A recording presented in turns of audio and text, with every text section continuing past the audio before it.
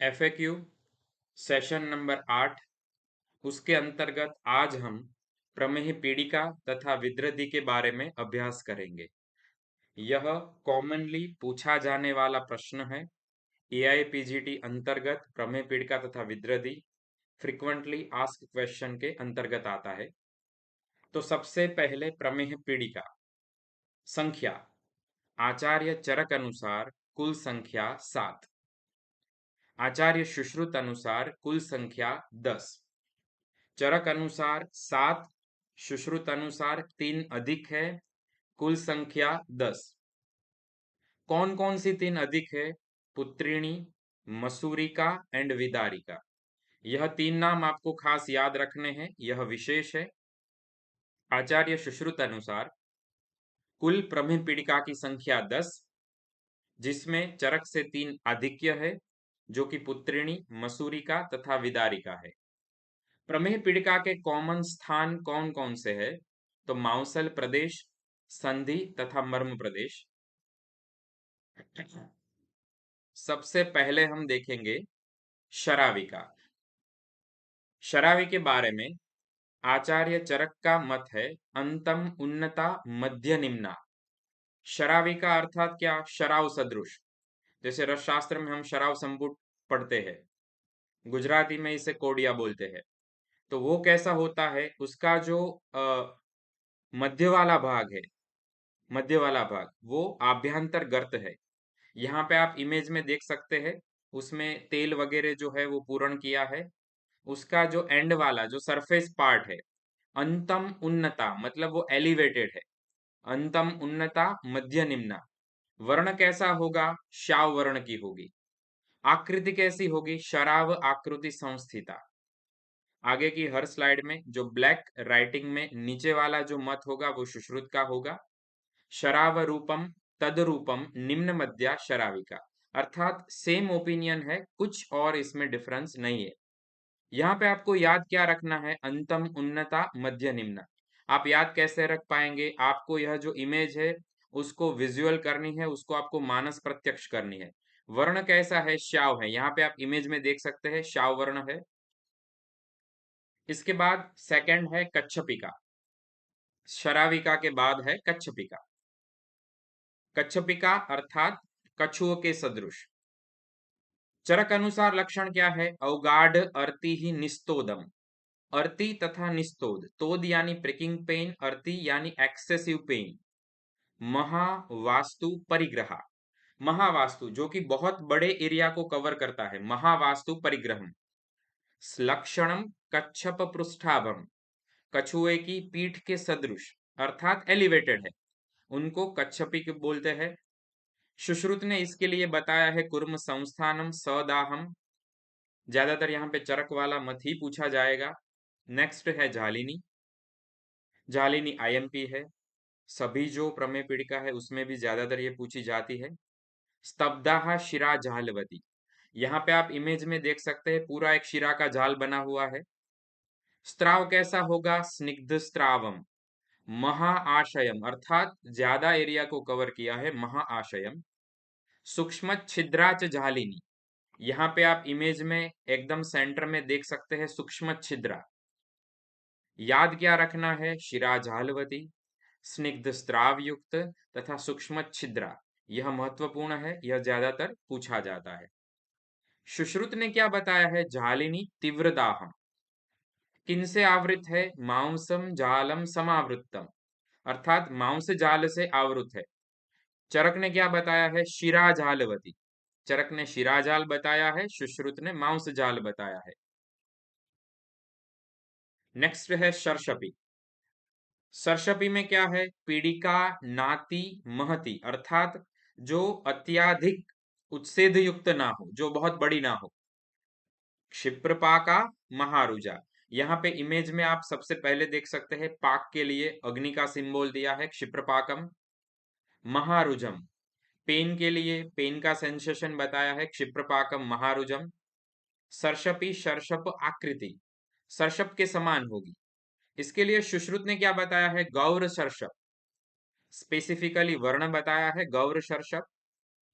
यहाँ पे चरक संहिता वाला मत ज्यादातर पूछा जाता है, क्षिप्रपाकम महारुजम। नेक्स्ट है अलजी, फिफ्थ है अलजी। दहती त्वचम उत्थाने, अत्याधिक दाह की उत्पत्ति होगी कौन से स्थान पे? त्वचा पे। दहती त्वचम उत्थानम, अन्य लक्षण क्या मिलेंगे? दाह है इसलिए तृषा, मोह, ज्वर प्रदा। यहाँ पे तृषा के लिए आप साइन देख सकते हैं, एक प्यासा आदमी है, वो पानी के लिए तरस रहा है, वो पानी के लिए जा रहा है। तृषा, मोह, ज्वर प्रदा। ज्वर को आप यहाँ पे याद कैसे रखेंगे? इसके लिए थर्मोमीटर है।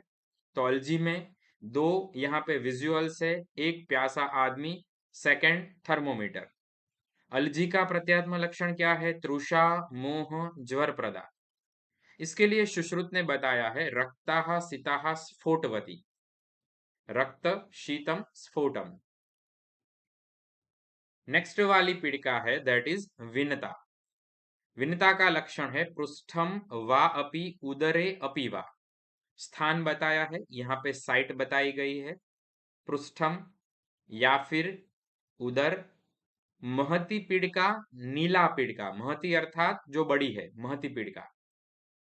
नीला पीड़िका अर्थात वर्ण, यहाँ पे आप नील वर्ण देख सकते हैं।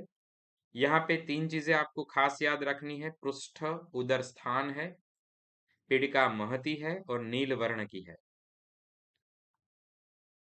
चरक अनुसार सातवीं प्रमेय पीड़िका है विद्रदी। विद्रदी के बाह्य तथा आभ्यंतर दो भेद बताए गए हैं। सुश्रुत ने इसके अलावा तीन और बताई है, जो कि है पुत्रिणी, मसूरिका तथा विदारिका। पुत्रिणी का लक्षण क्या है? महत्य अल्पाचिता, अल्पाचिता अल्प पीड़िकाओं से आवृत, दैट इज पुत्रिणी। मसूरिका में मसूर सम संस्थानम, यह ज्यादातर नहीं पूछा जाएगा क्योंकि क्वेश्चन में ही इटसेल्फ आंसर है। विदारिका में भी सेम है, विदारी कंदवृत्ता, उसके नाम में ही उसका आंसर है, पुत्रिणी पूछ सकते हैं। महत्य अल्पचिता, महत्य अल्पचिता।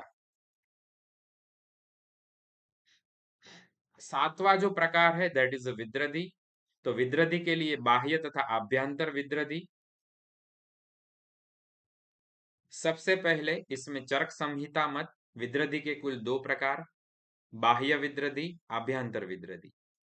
बाह्य का स्थान कौन कौन सा है? त्वक, स्नायु, मांसोत्थम, अर्थात त्वचा में उत्पन्न होगी, स्नायु में उत्पन्न होगी, मांस में उत्पन्न होगी। कैसी है? कंडराभम, महारुजम, यह दोनों शब्द आपको याद रखने हैं। कंडराभम, महारुजम किनके लिए प्रयोगी है? विद्रदी के लिए।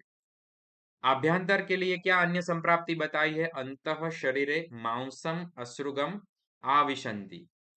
प्रधानतः दुष्य क्या बताया है? मांस तथा अश्रु, मांस तथा रक्त। तत्पश्चात विद्रदी में वेदना विशेष, कौन कौन सी विशेष वेदना की उत्पत्ति होगी? तो एट फर्स्ट शस्त्र भेदनवत वेदना, सेकंड उल्मीकवत दहन, या संस्कृत वर्ड याद रखना है उल्मीकवत दहन। तीसरा है वृश्चिक दंशवत। वृश्चिक दंश इसके अलावा कहाँ पे है? आमवात में है। तो वृश्चिक दंशवत वेदना यह विद्रदी में भी आपको मिलेगा, जो कि आचार्य चरक ने बताया है। नेक्स्ट है विद्रदी के स्त्राव विशेष। वायु में सामान्यतया स्त्राव है, जैसे वायु में तनु है, अरुण है, श्याव है, फैनिल है। वायु के जो सामान्यतः वर्ण है वो अरुण और श्याव है। इसको आप लॉजिकली आसानी से याद रख पाएंगे। पित्त के स्त्राव विशेष है। पित्त के यहाँ पे जितने भी स्त्राव बताए हैं वह मोस्ट मोस्ट मोस्ट आईएमपी पूछे जाते हैं। तिलवत, माशवत, कुलत्थोदकवत, कुल तीन, तिल, माश, कुलत्थोदक। श्लेष्मिक के स्त्राव हमें कैसे मिलेंगे? श्लेष्मिक में श्वेत, पिच्छिल, बहल तथा बहु। इसको आप लॉजिकली याद रख पाएंगे, श्वेत है, पिच्छिल है, बहल है, ये सभी श्लेष्मिक में होंगे। पित्त के खास याद रखने हैं तिल, माश, कुलत्थवत। नेक्स्ट है आभ्यंतर विद्रदी के स्थान। स्थान में है हृदय, क्लोम, यकृत, प्लीहा, कुक्षी, वृक, बस्ती, नाभि तथा वंक्षण। यहाँ पे वंक्षण भी विद्रधि का एक स्थान बताया गया है। सुश्रुत अनुसार आभ्यंतर विद्रधि के स्थान कौन कौन से है? तो चरक ने आगे जितने भी स्थान बताए हैं, कुल चरक ने 9 स्थान बताए हैं, वह 9 प्लस सुश्रुत ने एक स्थान अधिक बताया है, गुद प्रदेश। तो सुश्रुत अनुसार आभ्यंतर विद्रधि का विशेष स्थान गुद। अभी आभ्यंतर विद्रधि के लक्षण हम देखेंगे। तो सबसे पहले है हृदय। चरक अनुसार कौन कौन से लक्षण होंगे? हृदय में हृदघट्टनम, तमक, प्रमोह, काश तथा श्वास। विद्रधि में ज्यादातर प्रश्न यहां से पूछे जाते हैं, तमक, प्रमोह, काश तथा श्वास। सुश्रुत ने लक्षण बताया है सर्वांगम प्रग्रहम। प्रग्रहम। सेकंड है क्लोम। क्लोम में नेचुरली क्लोमस्तु पिपासा स्थानम। तो क्लोम में कौन से लक्षण होंगे? पिपासा, मुखशोष तथा गलग्रह। यहाँ पे गलग्रह विशेष लक्षण है, वह आपको याद रखना है। सुश्रुत ने तृषा तथा पिपासा यह दोनों लक्षण बताए हैं, ऑलमोस्ट सेम लक्षण है। तीसरी आभ्यंतर विद्रधि है यकृत। यकृत में उत्पन्न लक्षण श्वास, जो कि दोनों आचार्यों ने बताया है। यकृत खासकर पूछा जाता है श्वास। यकृत के बाद प्लीहा। यकृत में श्वास है, प्लीहा में उच्छ्वास उपरोधम। उच्छ्वास उपरोध। प्लीहा के बाद है वृक्क। वृक्क में अगर विद्रधि हुई तो लक्षण मिलेगा पृष्ठ कटिग्रहम, चरक अनुसार पृष्ठ कटिग्रहम। जबकि सुश्रुत अनुसार लक्षण मिलेगा पार्श्व संकोचम। यह लक्षण वैविध्यपूर्ण है, इसको आपको याद रखना है। पृष्ठ कटिग्रह अकॉर्डिंग टू चरक, पार्श्व संकोचम अकॉर्डिंग टू सुश्रुत। कुक्षी के लक्षण या फिर कुक्षी अंतर्गत विद्रधि के लक्षण। चरक अनुसार कुक्षी ही पार्श्वांतरम अंशशूलम, सामान्य है, यह ज्यादातर नहीं पूछा जाता है। मारुत कोपनम, यह सुश्रुत ने लक्षण बताया है, वायु का कोप होना। इसके बाद है नाभि। नाभि खास करके प्रश्न पूछा जाता है, नाभि जायाम तो हिक्का। सुश्रुत अनुसार हिक्का प्लस आटो। नाभि का लक्षण खास पूछा जाता है, मोस्ट आईएमपी, हिक्का तथा आटोप सुश्रुत अनुसार। इसके बाद है वंक्षण। वंक्षण में लक्षण मिलेगा शक्तिसाध अकॉर्डिंग टू चरक। सुश्रुत अनुसार कटिपृष्ठ तीव्र ग्रहम। कटिपृष्ठ तीव्र ग्रहम। और गुद सुश्रुत ने विशेष स्थान बताया है, वहां पे वात निरोध, वायु का अवरोध होना। इसके बाद बस्ती। बस्ती में लक्षण मिलेगा कृच्छ, पुति, मूत्र, वर्चसत्वम। बस्ती मूत्र निर्माण के साथ संलग्न है, तो इसमें मूत्र वाला लक्षण मिलेगा। सुश्रुत ने भी सेम ही बताया है, कृच्छ अल्पमूत्रता। असाध्य विद्रधि कौन कौन सी है? तो हृदय, नाभि, बस्ती से उत्पन्न तथा परिपक्व तथा सन्निपातिक विद्रधि जो है वो असाध्य है। विद्रधि की उपमा किन किन से समान बताई गई है? तो शस्त्र, सर्प, विद्युत, अग्नितुल्य। चार उपमा यहाँ पे बताई गई है, शस्त्र, सर्प, विद्युत, अग्नि, कुल चार। विद्रधि का चिकित्सा सिद्धांत स्नेह विरेचन तथा गुल्मवत उपाय। चिकित्सा सिद्धांत खास करके परीक्षा में पूछा जाता है, याद रखिए। विद्रधि की चिकित्सा अकॉर्डिंग टू चरक, स्नेह विरेचन, गुल्मवत उपाय।